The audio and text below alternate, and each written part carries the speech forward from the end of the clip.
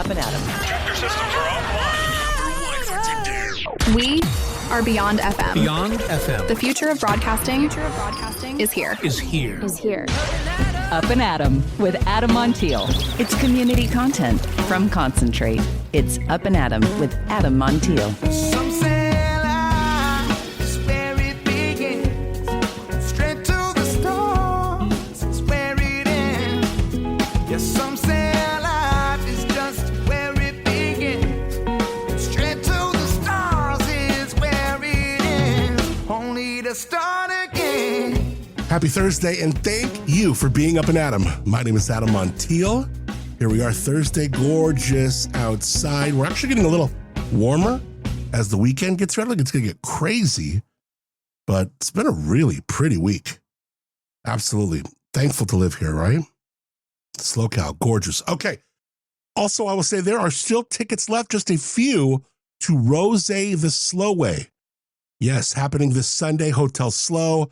Benefit for the Woods Humane Society. I'll be out there emceeing. It's an absolutely incredible event. You can win your way in. I got a pair of tickets. Just go to adammontiel.com and click the Connect tab. Say, I want to go to Rose the Slow Way. I got just one pair of tickets. The event is, in fact, it might already be sold out, but I think last time I checked a day ago, there were like just a few left. So get in on this. Such a great event. Rose the Slow Way. Check it out, and I can't wait to see you there. Buy your tickets, but if you want to try and win them too, I suggest you do. Go to adammontiel.com. A fun show today. I'm super excited about today's episode because as I try and get more and more into fiction, I've always loved reading, but I don't like to read fiction. It's been hard for me I had a teacher back in elementary school that really changed reading for me. And yeah, Mrs. Mutz, I know you're out there. So, but I've been wanting to warm up to it more, and I love listening, and I love doing books, audio version of books. And so I have been getting in more and more into fiction. And today we're getting into something pretty big. This guy, I mean, he's huge.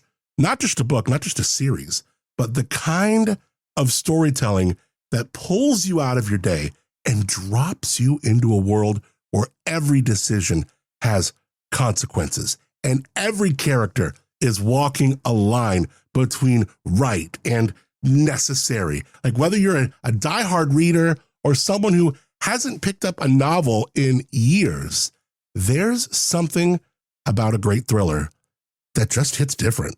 It's escape, it's intensity. It's a chance to see human nature under extreme pressure. And today we're talking with one of the absolute best in the game. A #1 New York Times bestselling author who doesn't just write action. He builds worlds that feel like they could be happening right now. And his latest is called The Hard Line.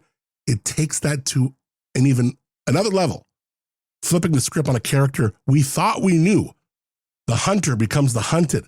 The past comes calling, and suddenly it's not just about survival, it's about family and legacy and the cost of everything you've ever done. We're going to get into what drives these stories, what drives this author, and what makes a character like the Gray Man so compelling, and why even in a world of constant content just flooding us, right, a book still has the power to stop you in your tracks. #1 bestselling author Mark Greaney is coming up in just a few minutes. I am stoked. Going to be a fun chat. I will say, some little drops of housekeeping and knowledge. We are, early May is going to be around the corner. The Templeton Boosters, their big golf tournament, and they still have a little bit of room for some sponsorship. So we had folks who listened to the show and jumped on board. They're going to be getting some free advertising here just for helping the Templeton Boosters. So I know that they have a couple hole sponsors. So you can sponsor a hole, they'll print some stuff out. Maybe you're a winery listening, you're like, ooh, I would go out and like pour at a hole. And so if you want to learn more, I'm just trying to help out my friends at the Templeton Boosters. I love what they do. They're great people there. And go to adammontiel.com, hit up the Connect tab, right? Reach out. Or if you got my cell, text me. If you have me on socials, DM me, Insta, Facebook, you can do that. I'll try and check them. I don't really check the Facebook ones much, but I'll try and make an appointment to go check those later. Just reach out. reach out if you want to learn how to connect to the boosters. I'd love to connect you with my friends there. And there could be some great ways for free to get in front of our audience just because I love that relationship with them and I'm opening it up to people. So help the boosters and it could help you. All right. With the audience here on Up and Adam. Okay, very good. Yeah, go to adamontiel.com for that. Before we get into our conversation with the one and only Mark Greaney, I do want to tell you about the Olive and Lavender Festival. This is going to be a lot of fun. I'm really stoked on this. It's completely free. It's downtown Paso, Saturday, May 9th, downtown City Park, lavender in the air. You've got olive oils there that you taste and you go, oh my God, this is way better than the stuff we got back at home. Our friends at Hamley Farms will be there with all the lavender stuff they're doing, like with the distilling, tons of vendors. It's just a lot of fun. And again, it's completely free. It's so much fun to walk the square at a free event like this. It's just all about community. I mean, speaking of community, it's put on by the Main Street Association. No pressure to show up, walk around, enjoy, see what hits. But I will be honest, you will probably leave with a little bag of stuff you weren't planning on buying. The Paso Olive and Lavender Festival, again, completely free 99, Saturday, May 9th, downtown City Park. Go check it out.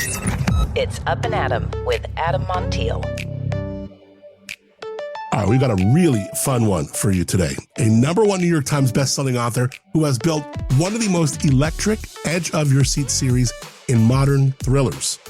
You know him as the creator of The Gray Man, a character who lives in that space between right and necessary, where every single move calculated, every decision comes with a cost. In his latest book, 15 of 15, The Hard Line, it's called, takes that world and turns it on its head, because in this one, the hunter becomes the hunted and it gets crazy personal in a way we haven't seen before. Super excited to welcome this guy, absolute gangsta author, Mark Greaney. Man, thank you so much for being Up and Adam. Sure, my pleasure, my pleasure. So, you know, for 15 books, Court Gentry has been like the hunter, you know, very controlled, very tactical, unflinching. But in The Hard Line, something is definitely shifting here. The apex predator is beginning to feel hunted, and it's kind of psychological. When did you decide to kind of flip the script and make the Gray Man the prey? I remember talking to my editor a few years ago, thinking, and I just said, like, I'd like to have a plot where something that Court has done in his past, some nameless, faceless henchman or whatever that he's dispatched in going after a bigger prize in one of the earlier books. I want to make that come back, and it turns out it's not a nameless, faceless character. So in this book, a retired Northern Irish assassin learns that his son has been killed by the Gray Man, and he sort of literally digs up his weapons cache in his backyard and, kind of rearms himself and decides he's going to go after the Gray Man. And I gave this character not only a lot of really good skills, but also kind of a personal history that made him interesting to write about and hopefully to read about, and also gave him, some similarities to Court. So he is Court's equal or better in some ways. And, his objective is a very personal one to go and get to this kind of blood vendetta for the death of his son. And it was a fun book to build on and write on. It sounds like it. I mean, you've trained with like SWAT teams, flown in fighter jets, studied battlefield medicine, and your action scenes, they feel very lived in. Has there ever been a moment in your research where you thought, man, this is heavier than even fiction should have to carry? I did a lot of research with firearms as I was starting out as a writer, years before I got published. And I knew that I was going to write about this stuff. I loved reading those novels, but I needed to know more. So I started taking just kind of simple classes, and they got, I'd go on to the next level and the next level. And then eventually I'm taking courses alongside civilian military contractors or active duty military or lots of law enforcement. And yeah, some of the courses you take, I've been in courses where they say, all right, you don't have to do this. There's no peer pressure.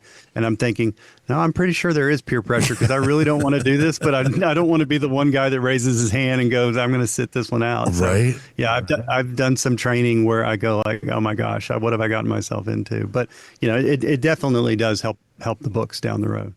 Now, this book, it circles family, blood shared, blood spilled, and Court's estranged dad becomes part of, that emotional blast radius, right? When you write about fathers and sons in a world that's built on like secrecy, survival, are you writing about like loyalty, regret? Where's that kind of coming in?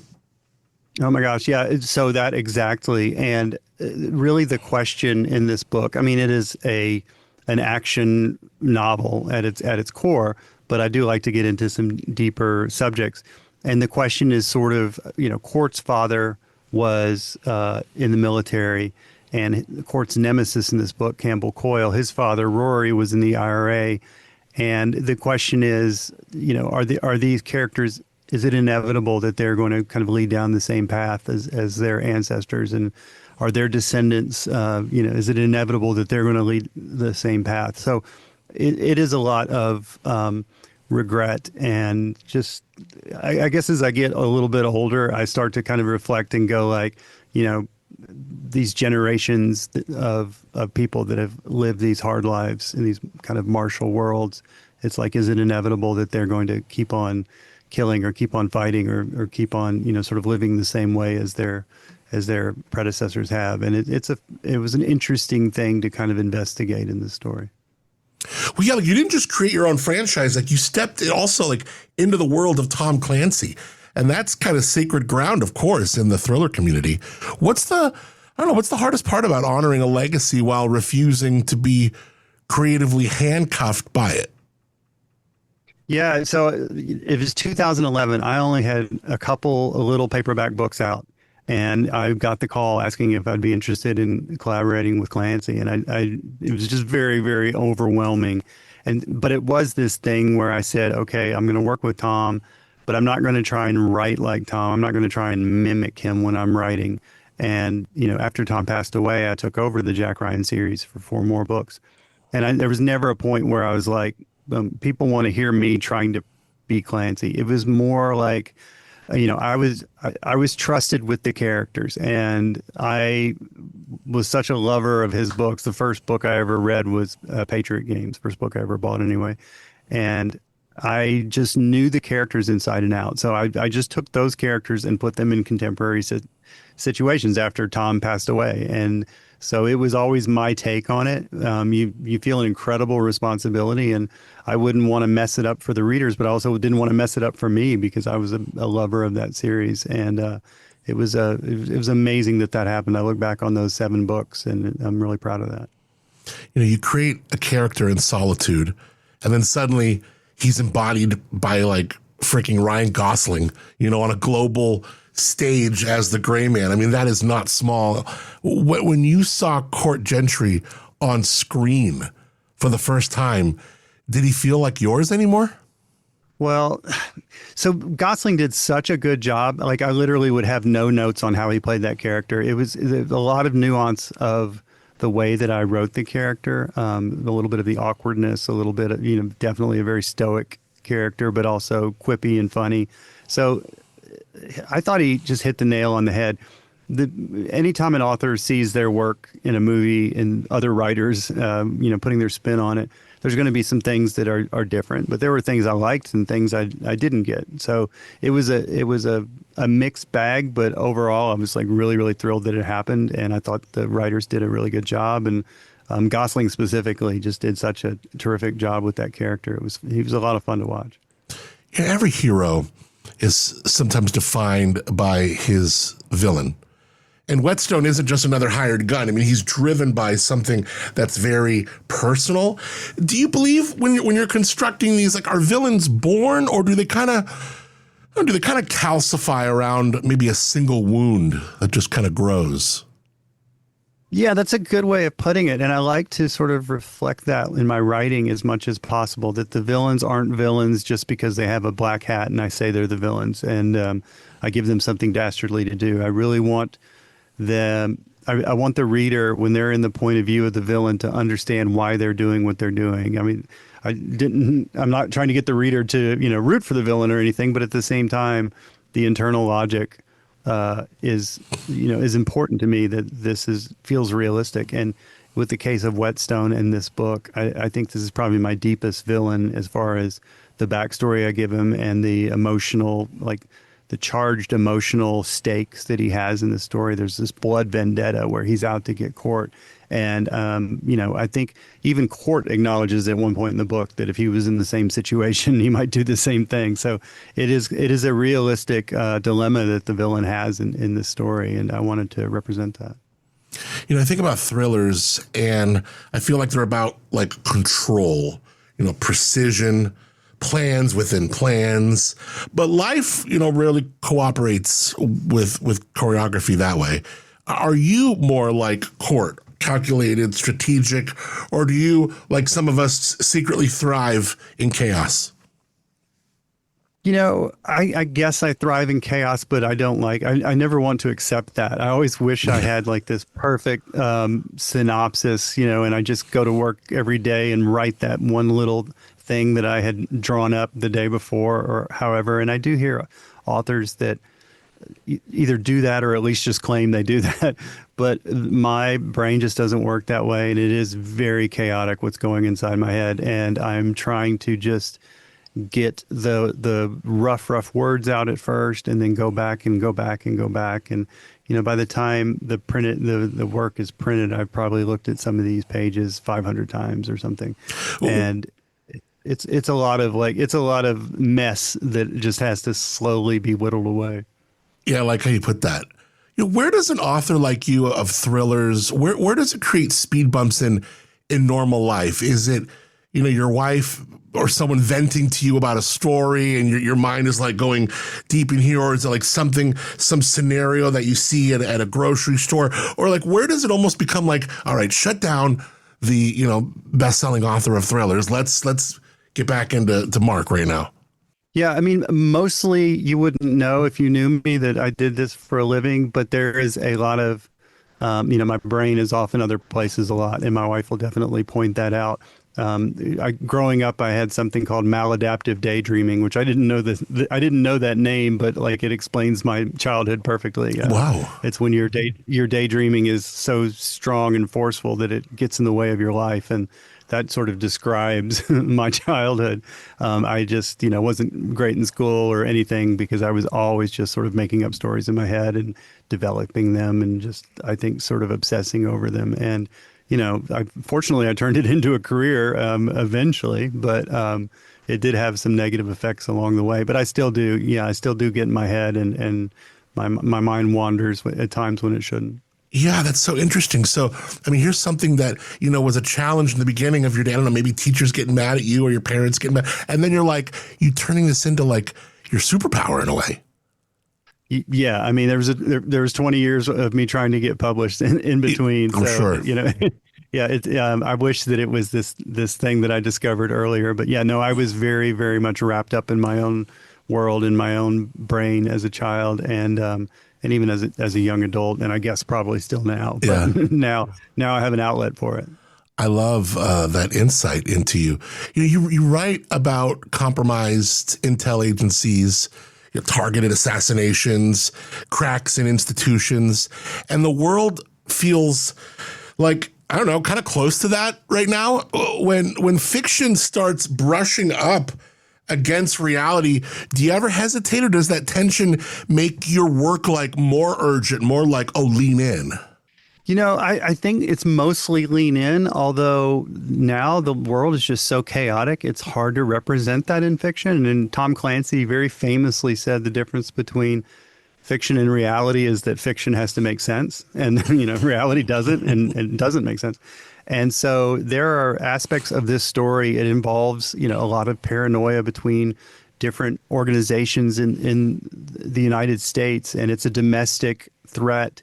And I think where we are, as a country, it sort of plays into that paranoia a little bit. If you think of all the movies in the 1970s, All the President's Men, or 3 Days of the Condor, or Parallax View, and those sort of very almost claustrophobic, paranoid type stories, I really tried to channel that type of a feel for this book, because it's Americans who don't trust Americans at the heart of this story. And I think, sadly, there's a lot of that going on in the world right now. And I leaned into it for sure. I feel like 15 books, that is definitely like a series of endurance, and almost more than inspiration, I imagine there's discipline involved. And I'm so curious, I want to get real with you. What's the part of writing a long running character that can feel at moments tiresome? And what's the part that still really just ignites you? Well, the part that gets tiresome is coming up with new ways to do something. My joke is that I can't think up an idea and write it down. I have to think up 27 ideas and write it down, because this is actually my 27th published novel, my 15th Gray Man. It's the 27th thing that I get to do, or 28th thing, I guess now. And so there is this feeling of, I'm very passionate about not covering ground that I've already covered before. So I do think about that a lot. And sometimes I won't use something and I'll go okay, well, that was in this book that I did in 2012. No one's going to remember. But then I'm like, it's still too close and I don't want to get lazy. So that's the thing that's more of a struggle each year. And the thing that's I guess the most entertaining still about this long running character is there's a part with each book where I kind of find the heart of the story. And it's not when I first pitched the story to my editor. At that point, it's still kind of this very not real to me story of geopolitics or whatever. But once I'm a few months into it, I'll kind of find that one little thing, which I call the heart of the story, where it keeps me doing the research or wanting to do go to a location or whatever. And it's the thing I've become really passionate about. And once I find that with each book, then the books start to move along a lot faster. Court operates in this gray space, right? He kills bad people, but he kills, period. And readers, they root for him. What's the moral line that you personally, maybe refuse to let Court cross, even if it would make for a shocking twist? Or where are those lines that you draw for him? That's a great question. I don't know that I've articulated that or even really thought about it that too much. I want him to have this moral compass that makes sense for the character that I created. And he is someone that feels like he's doing righteous work or is trying to do righteous work. So I've had him do things that maybe the readers wouldn't expect or wouldn't exactly want him to do. There was one book where a character wanted to go home, and the U.S. government was trying to get this character, into their grasp so they could use him for intelligence purposes. And Court helped the guy go home and get away from America. And I was like, that's sort of, the readers probably think that he should have done something else, but it made sense for that character. So I think as long as I'm writing what Court would do the way that I've created, and if I'm being true to him, then I'm on safe ground. I'd be on shaky ground if I tried to, do something just for shock value. I think of Court I'm always kind of digging into the EQ of certain aspects of things. And Court obviously surgically competent, precise, controlled. And I go, do you believe that hypercompetence comes at the cost of emotional intelligence? Is Court running toward purpose, but maybe running from stillness? He's a deeply lonely. There's something deeply lonely about guy moving through cities, countries, identities, never truly belonging. Yeah, and that's an interesting way that you put that, because I did think about that a lot earlier in the series. I had no idea I was writing a 15-book series when I started. So early in the series, he is almost a little sociopathic, even though he's righteous and he's a good guy and he's doing the best that he can. I wanted to sort of examine what kind of personality somebody would have that could do this. And so I made him maybe spectrumy, maybe a little sociopathic. But as the series has gone on and he's finally found people he can trust after being betrayed many times. and there's this cadre of people that he respects and trusts and is around. I've sort of had to morph the character a little bit and make him a little bit more interactive with others and a little bit more, you can't write 15 books where somebody just sort of stares at their shoes when people talk to him Right. or her all the time. So it's funny how his personality has changed a little bit in the series, kind of to match the length of the series and the other characters in it. But I do think, I think about just what you mentioned. If Court Gentry walks into a bar, what's he ordering, Mark? Oh, he's having a Jameson on the rocks, and he's having fish and chips. Yeah. That's what he's having. I love that. You get one author dinner party, right? 3 thriller writers with you, alive or gone. Who's at that table with you? Oh my gosh. So Stephen King would be interesting. I was a big fan of Frederick Forsyth, who just passed away this year. So gosh, him for sure. And boy, who's somebody somebody like Dave Barry or somebody like hilarious David Sedaris or somebody like that. It would be a very, very strange party, but I would be all into that. If you weren't, writing thrillers, what would you be doing? Is there another kind of thing that maybe, I was always like, being like a, crime scene investigator, a forensic pathologist, like what would you still be doing that obviously probably would involve adrenaline, but what would it be? Yeah, it probably wouldn't be involved adrenaline. Really? I really like drama and tension on the page, but I like my life to be so placid. Anything that's like that is very upsetting to me. But I don't know. I've been asked that before, and I just can't imagine doing anything else. But it would probably be something like what I was doing. It was just sort of an international business because I like going to other countries. I like other cultures. I like foreign language, all those sorts of things. So something in that world that I was living in before I got published. Now, outside the books, what deserves a wow in your real life right now? Oh my gosh. So I got married 5 years ago, and my wife has 3 stepkids. So I had no kids. I was in my 50s with no kids.